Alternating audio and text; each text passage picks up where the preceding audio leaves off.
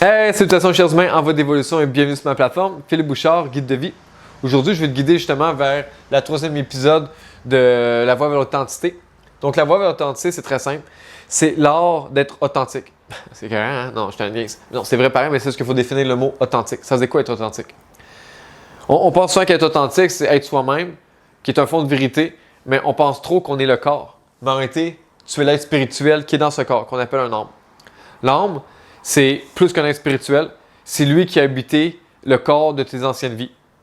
Donc, par exemple, moi, j'en étais témoin longtemps quand j'étais jeune, j'avais comme du déjà vu, j'avais des facilités avec beaucoup de choses, une fierté de beaucoup de choses, puis de haine envers aussi également beaucoup de choses. Au fil du temps, j'ai réalisé également que c'était les traumatismes, les fragments ou de la mémoire un peu vive par rapport à mes anciennes vies. J'avais des réflexes assez extraordinaires par rapport à beaucoup de choses, comme exemple la gymnase. J'ai jamais fait de la gymnase de ma vie, mais pourtant, quand je faisais de la danse ou d'autres mouvements, j'étais super fluide comme un gymnaste. C'est très simple. Dans mon ancienne vie, j'étais un gymnaste professionnel. Donc, ça, c'est pas juste de moi, je l'ai su de quelqu'un d'autre. Fait que c'est là que quand tu ouvres ton esprit, tu es plus réceptif. Donc, c'est là que tu peux reconnaître aussi les jeunes âmes, des âmes les plus âgées ou plus anciens ou plus expérimentés. C'est pas une compétition, c'est de s'enfusquer, c'est l'ego qui embarque, c'est tout à fait normal. Mais en fait, plus que ton âme est expérimentée, plus que la charge est importante, comme dit dans le film Spider-Man, de grands pouvoirs représentent de grandes responsabilités. Ça t'amène à découvrir la vie d'une autre façon. Les jeunes âmes, c'est le fun, c'est innocent, c'est ignorant, c'est comme un enfant de 6 ans, mais tu donnes l'âge que tu voudras, ça va être le même concept, tu comprends? Moi, j'en connais une couple des gens de même, là, puis c'est cute à regarder, mais tabarnak, c'est innocent. C'est innocent. Puis les gens trop expérimentés, c'est pas mieux, là, c'est comme je connais la vie, c'est même que ça marche, c'est pas plus avancé. Donc, c'est un équilibre, ok? C'est pour ça qu'on dit garder son cœur d'enfant, c'est pas un hasard, justement, c'est beau. On est trop comme sérieux. Et c'est normal parce qu'on veut réussir notre vie, on veut atteindre les objectifs. L'âme, ça vient sur terre avec une mission et c'est pas un hasard. Donc, au début ici, j'avais marqué Dieu. Ça, c'est l'énergie. Dieu a créé l'énergie. Dans la région, on va parler de ses enfants. Bon, en fait, c'est plus compliqué que ça. C'est une fragmentation de Dieu. OK? Fait qu'on dit création, mais Dieu, c'est fragmenté. Parce que tout est Dieu, d'une certaine façon. Fait, et c'est là, l'ironie de l'histoire, c'est là que tu es Dieu. Parce que Dieu est toi. Dieu est partout. Donc, je vais vraiment aller en profondeur dans les prochains épisodes. Mon but en ce moment, c'est d'ouvrir ton esprit, pas d'arriver dans le même, parce que j'ai réalisé que si j'avais tac au tac au tac, ça crée l'effet inverse. Ton esprit va pas te trouver drôle, puis ça va faire comme boum. Fait que, en tout cas, bref, l'âme, c'est ton être spirituel. Il habite ce corps. On pense que des fois, on vit des expériences spirituelles, c'est l'inverse. C'est ton être spirituel qui veut une expérience humaine. Donc, là, ce que je vais t'emmener aussi au travail de ça, OK? C'est le processus de la prise de conscience de l'âme au travail du corps, OK? Donc, tu as la 7e semaine, l'âme vient intégrer, je pense que c'est le fœtus qu'on appelle, dans maman.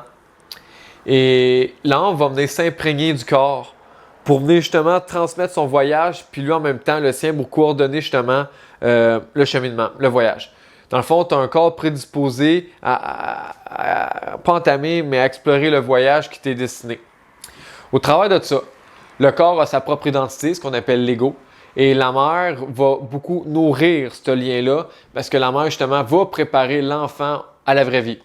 Donc, si la mère est stressée, si la mère est heureuse, épanouie, quelle que soit la musique qu'elle écoute, les peurs, les craintes, peu importe, tout ça va être transmis à l'enfant. Pas juste la mère, son environnement aussi, mais la mère énormément parce qu'elle porte dans son ventre. Donc, à ce moment-là, l'âme, de 0 à 7 ans, c'est très important parce qu'il va être en un processus de s'exprimer. Le X, c'est que par la bouche, il est très limité autre que par les sons. Donc, c'est pour ça que c'est important d'ouvrir son esprit parce que ton enfant peut facilement communiquer par la télépathie. C'est juste que le problème, on pense souvent en tort que la communication se fait que par la bouche, qu'au contraire, ça se fait de plein de façons.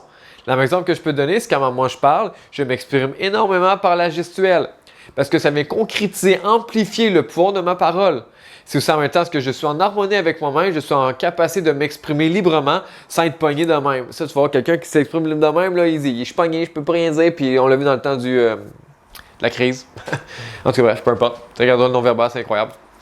Donc, continuons.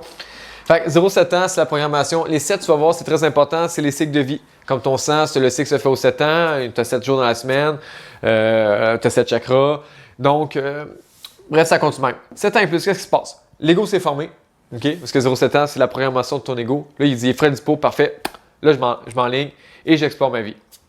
Donc, ton âme, à ce moment-là, va guider l'enfant vers le voyage, vers sa destinée. Personnellement, j'ai été brisé de plein de façons. J'ai vécu beaucoup de traumatismes, beaucoup de peur. J'ai échappé à beaucoup de situations que ça aurait pu être pire que j'ai vécu.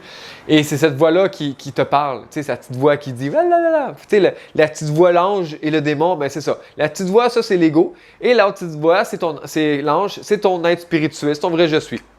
Donc, à un moment donné, quand lui parle beaucoup, puis lui se rend compte que tu écoutes plus lui que lui, il la trouve pas drôle. Fait qu'est-ce qu'il va faire? Il va avoir un ego spirituel, OK? Il va imiter la voix. Là, tu vas être encore plus confus, puis tu vas devoir beaucoup travailler sur le moment présent, la pleine conscience, pour venir faire la différence entre un et l'autre. Puis là, je te page de l'ombre, mais attends que Dieu parle avec toi, là, c'est encore pire, sacrément. Lui, il va faire « Oh my God! OK, lui, je l'imite. » Mais comme on se dit, souvent imité, jamais égalé, puis ça, le concept, c'est juste que c'est tellement subtil qu'il y a de quoi virer fou. Sans dire qu'il y a de quoi virer fou. Mais, c'est la beauté du voyage. Quand tu le fais seul, c'est dur, c'est fastidieux. Moi, mon but en ce moment, c'est d'en parler librement pour qu'on ait le réflexe d'ensemble de s'entraider pour évoluer. Parce que clairement, ça, là, c'est décourageant. Sans joke, là, c'est décourageant, mais l'ironie, c'est que les gens comme moi, on doit faire ce voyage seul parce que c'est là que tu vas te poser des questions profondes, que tu vas comprendre des choses tellement qui s'apprend pas. Qui s'apprend pas. Fait que, bref, ça vous dire, j'en parle une autre fois de ma vie, là. Mais c'est ça, 0-7 ans, ce qui se passe, 7 ans et plus, programmation. Ensuite, il y a d'autres stades qui se passent, mais je vais sauter tout de suite à la quarantaine. La quarantaine, c'est là que tu as un peu plus de sagesse. La trentaine, c'est comme moitié sagesse, moitié expérience, puis beaucoup d'énergie. Mettons le niveau au tiers. Tandis que 40 ans, tu as encore de l'énergie, mais tu as beaucoup de sagesse, puis tu as beaucoup d'expérience. Fait que généralement, l'homme a une meilleure possibilité de s'exprimer pour t'emmener vers un autre chemin. Donc, c'est pour ça qu'on peut appeler ça la crise de la quarantaine, parce que d'un coup, tu veux continuer à vivre ta trentaine, et là, d'un coup, tu dis, oh, je passe à un autre stade, mais on passe trop à vieillir. Mais vieillir, c'est un leurre corporel. Donc, non, tu évolues. Tu vieillis pas, tu évolues. Et quand tu dis ça, d'un coup, tu peux rester jeune. Moi, je vois des gens qui ont 70-80 ans, puis j'en donne 50-60, parce que justement, ils ont resté jeunes, ils ont une mentalité comme telle. C'est là qu'on apprend le pouvoir de l'esprit. Donc, là, je vais en parler dans les prochains épisodes, surtout au niveau de notre avenir. Le but final, c'est de fusionner complètement. Donc, comme j'ai ici, il y a un début de fusion entre le corps et l'âme, mais il n'est pas au complet parce qu'il faut un consentement. Tu sais, ce qu'on a essayé de nous implanter bien profond là, il y a une couple d'années, ben c'est ça. Même concept, mais pour de vrai. Ça va amener que tu vas être en parfait équilibre entre ton corps et ton âme. Tu vas être une fusion parfaite. Parce que le corps, OK, ton ego, il est le maître du monde matériel. Tandis que ton âme, ton être spirituel, il est le maître du monde spirituel. Et ça, c'est quand je parle pas de Dieu. Parce qu'encore Dieu est partout, mais c'est ce que, étant donné qu'on a le libre choix, on a notre propre identité, il faut laisser les choses aller. C'est comme je suis là, mais je suis pas là. C'est comme tu as un enfant qui va jouer dehors, c'est ton enfant, mais faut que tu le laisses faire. Donc, au travers de ça, l'âme, c'est là que quand je te dis l'humain évolue, c'est que d'un coup, tu vas vivre ta vie en prenant conscience de ton vrai je suis. Donc, je m'explique un peu. Un exercice que j'aime faire, OK, pour me rappeler à quel point que je suis dans ce corps et non ce corps. Et c'est un peu je me suis beaucoup imprégné du casque, le VR, là. Fait que, imagine-toi que tu mets un casque VR, OK? Ferme les yeux. Puis là, tu vas ouvrir les yeux, puis en ouvrant les yeux, tu vas dire, OK, je viens d'accueillir dans un nouveau corps, je commence mon jeu. Bang!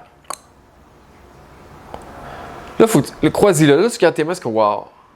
On dirait vraiment des mains. Ah! Je sens la sensation, wow, j'y touche, puis sois étonné, ébloui. Et là, d'un coup, en regardant tes mains, en regardant ton corps, ta posture, tu fais croire à ton corps que tu es dans ce corps. Et ça marche énormément parce que d'un coup, ta perception de la vie va changer. Ton corps va être en plus grande conscience, va être plus calme, plus posé. La transition, personnellement, est très choquante. Parce que tu as passé ta vie à vivre pour quelqu'un d'autre ou à vivre au nom du corps. Et là, d'un coup, tu demandes de vivre ta vie au nom de ton être spirituel. Ton corps va paniquer, va capoter. Mais c'est normal, c'est tout à fait normal. Et pourquoi c'est important en ce moment de faire cette transition-là? C'est parce que les crises qui s'en viennent, ton corps n'a aucune chance de survivre contre ça. Aucune. Et je suis très sincère, aucune. Parce que c'est ta foi qui va te guider au travers de ces crises. Ta foi. Donc, des fois, tu peux être un endroit ultra dangereux, ultra insécure, mais ta foi va dire « reste là ». Des fois, elle va dire « bouge ». Peu importe. Il faut que tu sois en parfaite harmonie. Pour ça, il faut que tu vives le stress que tu es en train de vivre présentement, de l'inconfort. Fait que ça, c'est des questions, whatever, écris-moi, ça me fait plaisir. J'offre mes services également. Sinon, ben, le 10 minutes arrive. Fait que sur ça, je te souhaite une très bonne journée et une bonne évolution.